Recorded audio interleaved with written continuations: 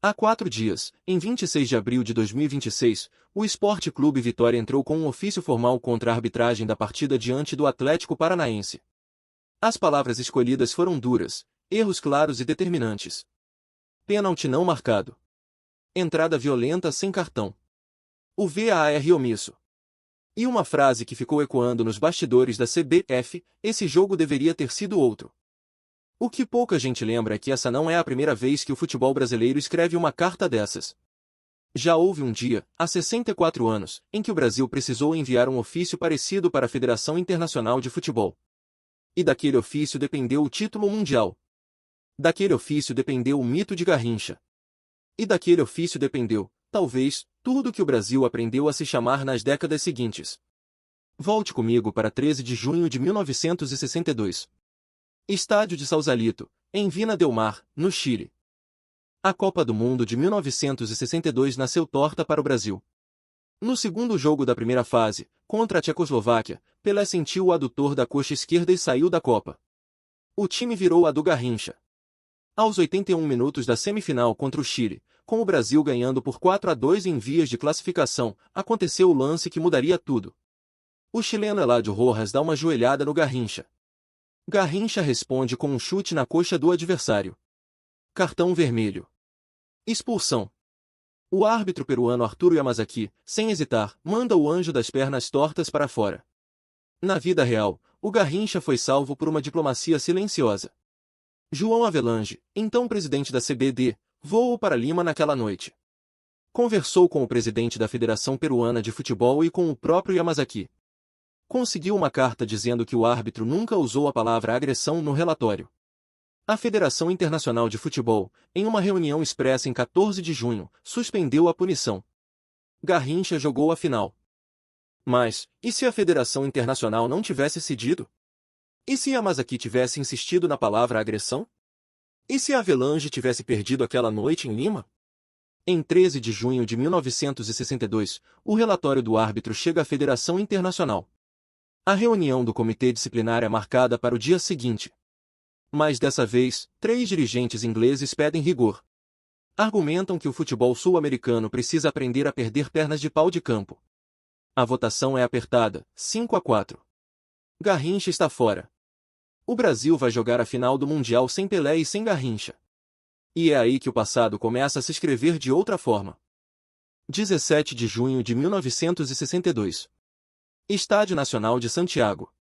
68 mil pessoas. Brasil entra com Mengalvio na vaga do Garrincha, não tem outro jeito. A torcida brasileira em casa segura a respiração.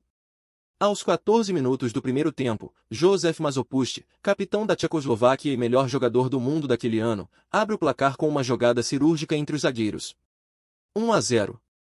Aos 19 minutos, o Brasil ainda tenta. Amarildo, que tinha entrado no lugar de Pelé na primeira fase, pede a bola. Mas sem o Garrincha do outro lado puxando 2 marcadores, Amarildo vira alvo solitário. O Brasil tem mais posse. Não tem ataque. No segundo tempo, aos 45 minutos, contra-ataque. Adolf Scherer escapa pela direita. Cruzamento. Kwasniak desvia. 2-0. O Brasil não reage mais. Ainda nos descontos, Vavá diminui em chute de fora da área, mas é tarde. Apito final, Tchecoslováquia 2, Brasil 1. A Jules Rimet sobe pelas mãos de Masopust em pleno solo sul-americano. O Brasil se cala. Em casa, o Rádio Nacional fica em silêncio por 30 segundos antes do locutor encontrar coragem para dizer: perdemos.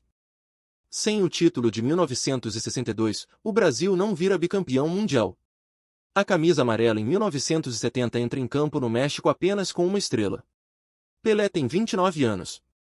Tostão, Rivelino, Gerson, Carlos Alberto Torres entram em campo carregando uma pressão diferente, a pressão de quem precisa não só ganhar, mas redimir. O grupo que na vida real foi descrito como o melhor time de todos os tempos agora carrega o peso de ser o único. E não é só isso. A Tchecoslováquia campeã em 1962 muda toda a árvore de finais europeias seguintes. A República Tcheca, depois da divisão de 1993, herda o título e a memória. A Eslováquia também. Hoje, 2 países dividem uma estrela que, na vida real, nunca existiu para nenhum deles. talvez a perda mais cruel não seja do Brasil, seja do próprio Garrincha. Sem a Copa de 1962, sem aquele troféu erguido sobre os ombros tortos, o documentário Garrincha, Alegria do Povo, de Joaquim Pedro de Andrade, talvez nem chegue a ser financiado em 1963. Sem o filme, talvez Elza Soares nunca cruze caminho com ele em 1962 nos vestiários. Sem a aura intocável do bicampeão, o alcoolismo já presente em 1961 se acelera sem amortecedor de imagem. O Botafogo, que na vida real protegeu Garrincha por anos, talvez não proteja na história alternativa. Ele pode estar fora dos campos em 1965. E talvez não chegue ao final dos anos 70 como o anjo intacto que conhecemos. Sem o pico do Mundial, o mito não tem onde se apoiar. Mas o efeito mais inesperado dessa história alternativa não está no campo brasileiro.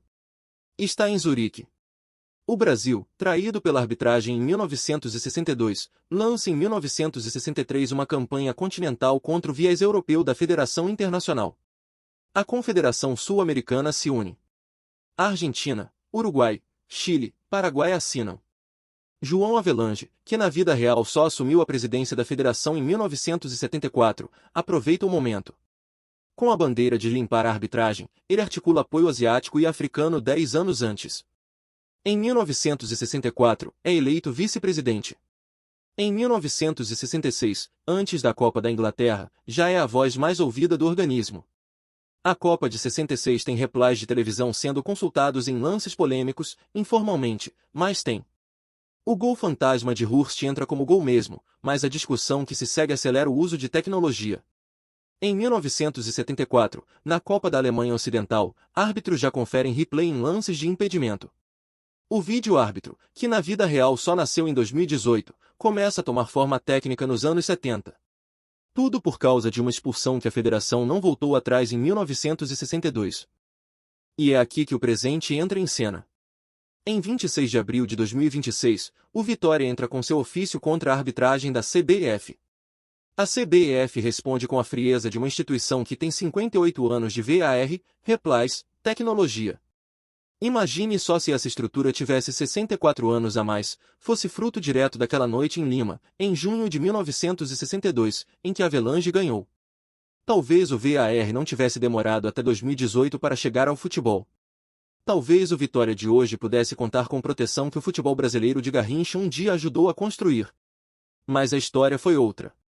Avelange ganhou em 62 e a fila andou devagar. E o ofício do Vitória de 2026 ainda está, no momento em que falamos, sobre uma mesa esperando uma resposta. E você? Acredita que a história do futebol seria outra se Garrincha tivesse perdido aquela final? Ou que o destino do Brasil estava escrito de qualquer forma? Conta nos comentários. Se gostou, deixa o like, se inscreva no canal e ative o sininho. Tem episódio novo toda semana. Até a próxima!